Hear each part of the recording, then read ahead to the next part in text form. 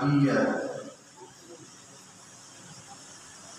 أشهد أن لا إله إلا الله وحده لا شريك له شهادة من هو خير مقاما وأحسن نديا وأشهد أن سيدنا محمدا عبده ورسوله المتصف بالمكرم كبارا وصبيا اللهم صل وسلم على سيدنا محمد كان صادق الوعد وكان رسولا نبيا وعلى آله وصحبه الذين يحسنون إسلامهم ولم يفعلوا شيئا فريا أما بعد فيا أيها الحاضرون رحمكم الله أوصي نفسي وإياكم بتقوى الله فقد فاز المتقون قال الله تعالى بسم الله الرحمن الرحيم يا أيها الذين آمنوا اتقوا الله حق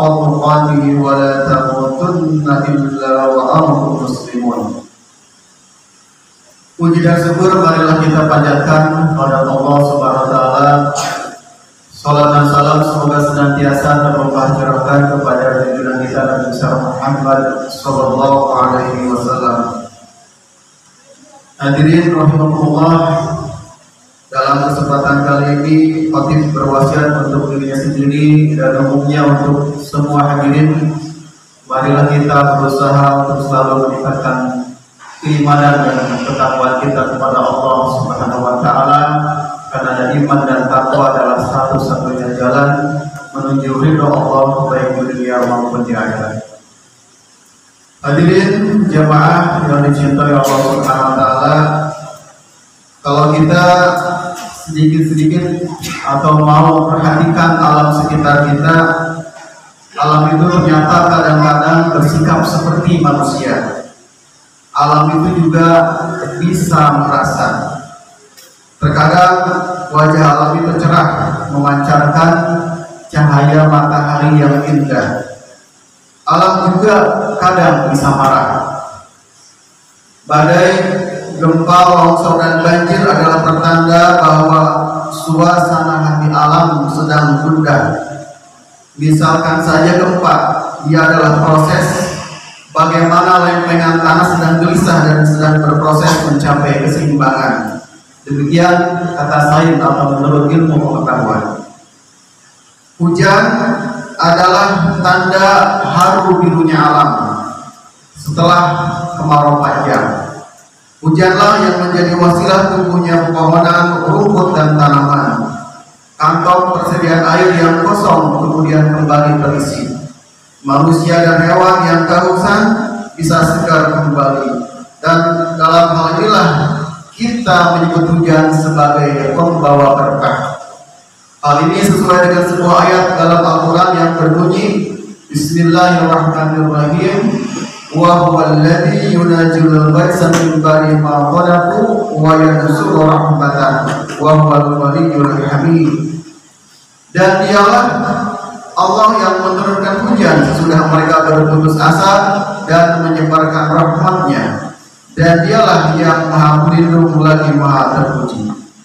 Dalam ayat lain Allah Subhanahu wa taala juga berfirman, "Wa nazzalna minas samaa'i ma'an mubarakan fa'amtarna bihi jannatin wa habbal katsir." Dan kami turunkan dari langit air yang banyak manfaatnya, lalu kami tumbuhkan dengan air itu pohon-pohon dan biji-biji tanaman yang bisa diketam atau bisa dipanen. Lalu mengapa dalam kondisi tertentu hujan malah dituduh sebagai penyebab bencana, terutama saat banjir dan longsor melanda? Pada dasarnya hujan adalah berkah, namun ia juga kadang bisa menjadi bencana. Hujan berubah menjadi bencana saat kita tidak gesit dan sigap mengelola lingkungan, seperti melakukan normalisasi fungsi air, fungsi sungai dan selokan, membuang sampah, tidak membuang sampah pada tempatnya, atau memperhatikan dampak pembangunan berbagai sarana dan prasarana. Dalam hal tertentu memang ada hujan yang dikehendaki Tuhan sebagai azab atau peringatan. Misalnya bagaimana Allah Subhanahu wa taala mengirimkan hujan berhari-hari saat menenggelamkan kaum sebagaimana Allah Subhanahu wa taala berfirman dalam Quran surat Al-Ahqaf ayat 24 sampai 25 yang artinya, maka tatkala mereka melihat ajab itu berupa awan yang menuju ke lembah-lembah mereka, berkatalah mereka, inilah awan yang akan menurunkan hujan kepada kami. Bukan, bahkan itulah ajab yang kamu minta supaya datang dengan segera, yaitu angin yang mengandung ajab yang pedih, yang menghancurkan segala sesuatu dengan perintah Tuhannya. Maka jadilah mereka tidak ada yang kelihatan lagi kecuali bekas-bekas tempat tinggal mereka. Demikianlah kami memberi balasan kepada kaum yang berdosa. Hadirin jamaah yang dirahmati oleh Allah Subhanahu wa taala, lebih jauh lagi, hujan itu seperti memberikan sebuah pelajaran. Hujan adalah rezeki, namun bila kita tak pandai mengelolanya, ia akan menjadi bencana. Begitu pula dengan nikmat-nikmat lain yang kita terima, seperti kekayaan, jabatan, dan sebagainya. Terutama kekayaan akan berubah menjadi malapetaka bila kita tidak dapat mengolahnya. Akan menjadi bala bencana bila kita tidak dapat memanagenya. Umpama saja kita adalah orang kaya yang memiliki harta berlimpah ruah, namun kita enggan menyalurkan sebagian harta pada yang berhak, maka harta yang tadinya berupa rezeki yang barokah malah berubah menjadi musibah. Hujan dapat ditampung dan kemudian ditahan dalam sebuah kolam atau waduk penampungan untuk kemudian disalurkan. Bila ia hanya ditahan tanpa disalurkan sementara hujan terus menerus, maka wadah penampungnya akan hancur berantakan. Hal ini juga berlaku untuk kita semua, agar jangan berani-berani menampung rezeki yang berlimpah tanpa menyalurkannya dalam bentuk zakat, infak atau sedekah. Bila tidak disalurkan, maka rusaklah jiwa, menjadi orang tamak serakah, pencinta dunia yang tanpa batas. Bahkan dengan jelas agama kita menyebutkan bahwa orang yang seperti itu termasuk yang mendustakan agama, seperti yang tertulis dalam surat Al-Maun ayat 1 sampai 7. Bismillahirrahmanirrahim. Arwaital ladzi yukadzibu bid-din fadzalikal ladzi yadhu'u yatim wa la yaquddu 'ala ta'amil miskin fawailul lil musallin alladzina hum an salatihim sahun alladzina hum yura'una wa yamna'una al-ma'un. Tahukah kamu orang yang mendustakan agama? Itulah orang yang menghardik anak yatim dan tidak menganjurkan memberi makan orang miskin. Maka kecelakaanlah bagi orang-orang yang sholat, yaitu orang-orang yang lalai dari sholatnya, orang-orang yang berbuat ria dan enggan menolong dengan barang yang berguna. Kenapa dengan tegasnya Allah Subhanahu wa taala menyebutkan orang yang tidak menyayangi anak yatim dan tidak bersedekah pada orang miskin sebagai pendusta agama?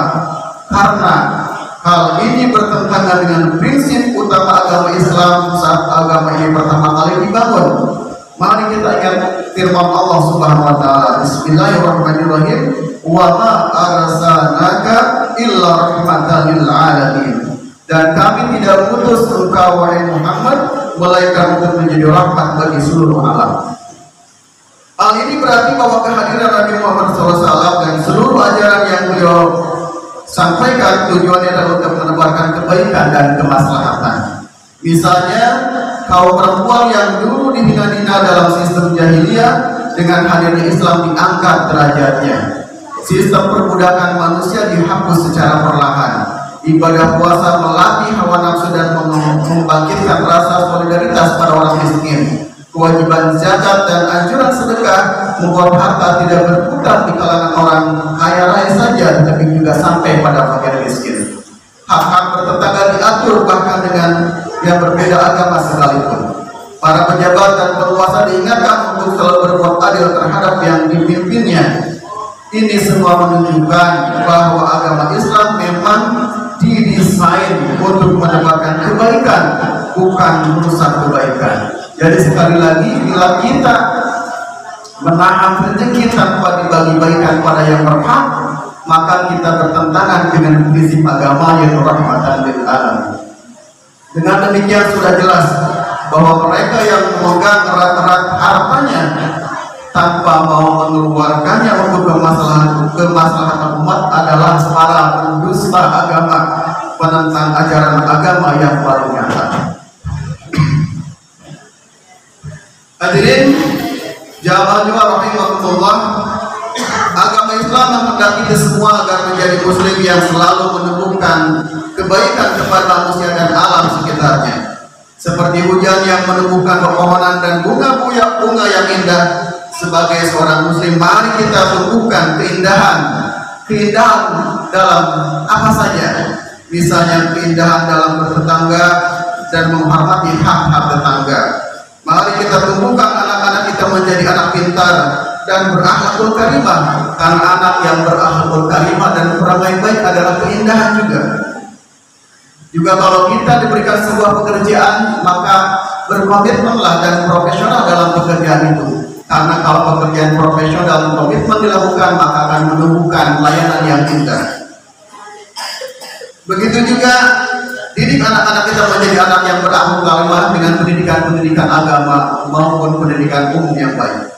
Kita santuni anak yatim dan fakir miskin agar mereka dapat hidup dengan layak. Kita tebarkan kebaikan dan kemaslahatan ke seluruh dunia, karena ingat kita adalah umat yang rahmatan lil alamin. Barakallahu li wa lakum bil Qur'anil azim wa nafa'ani wa iyyakum bil ayati wa dzikril hakim. Innahu wal ghafurur rahim. A'udzu billahi minasy syaithanir rajim. Bismillahirrahmanirrahim. Wal 'ashr innal insana lafi khusr illal ladzina amanu wa 'amilus shalihat wa tawassaw bil haqq wa tawassaw bis sabr. Wa qur rabbighfir warhamhu anta khairur rahimin.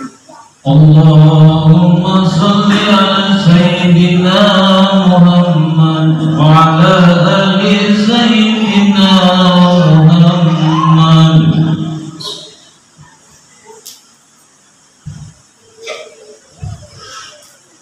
Alhamdulillah ala ihsani wa syukru lahu ala taufiqi wa imtinani wa asyhadu an la ilaha illallah wahdahu la syarika lah wa asyhadu anna sayyidina Muhammadan abduhu wa rasuluh amma ilahi duwani. Allahumma shalli ala sayyidina Muhammadin wa ala alihi wa sahbihi wa sallim tasliman katsira.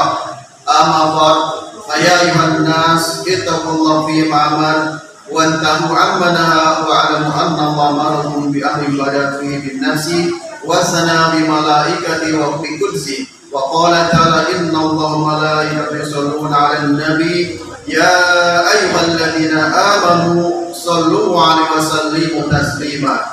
اللهم صل على سيدنا محمد صلى الله عليه وسلم وعلى ال سيدنا محمد وعلى انبيائك ورسولك وملائكته المقربين. Warda Allahumma anil khulafa'ir rasyidin Abi Bakar Utsman wa Ali wa an tahiyati sahabati wa tabi'in wa tabi'in lahum bi ihsan ila yaumiddin warhamhum bi rahmatika ya arhamar rahimin.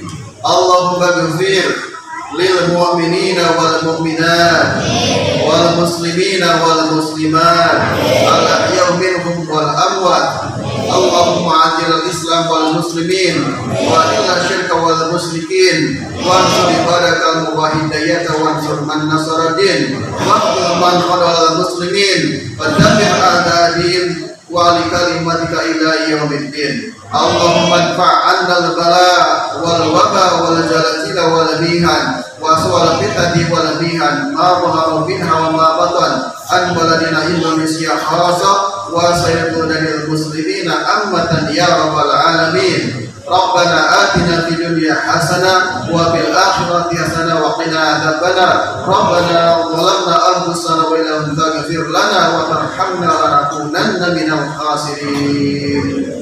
Ibadallah, innallaha ya'muruna bil 'adli wal ihsani wa ita'i dzil qurba wa yanha 'anil fahsya'i wal munkari wal baghi ya'idukum la'allakum tadhakkarun. Wadhkurul 'azim yadhkurkum washkuruhu 'ala ni'amihi yazidkum wa la dzikrullahi akbar. Allahu akbar, Allahu akbar.